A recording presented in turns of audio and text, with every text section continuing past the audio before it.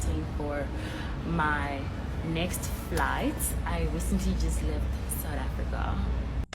If you saw that video 3 years ago, you're probably thinking to yourself, her life is over. Well, actually, that was the beginning.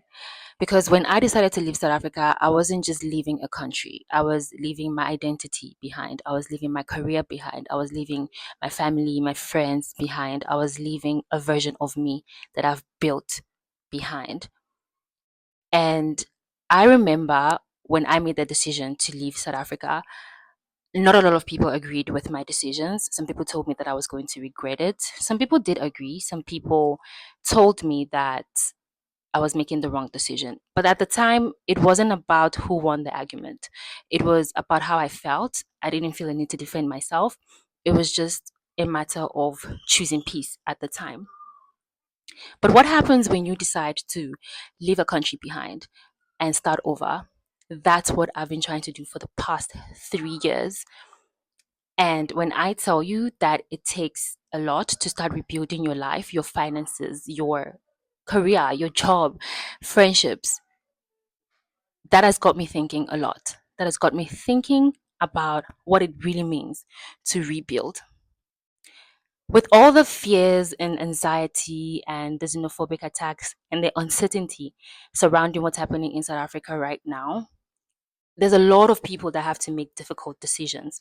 But after they've made those difficult decisions, what happens next? Where do they even begin to rebuild their life?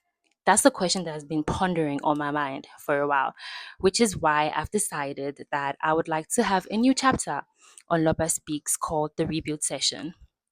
Because there is an important conversation that we are missing, which is what happens after you did decide to make a big shift in your life, to leave South Africa and come back home, wherever home is.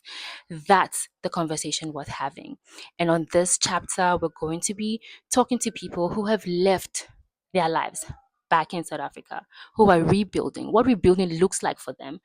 Is it about rebuilding their finances, their identity, their voices, building connections with the people they've left behind for years and years?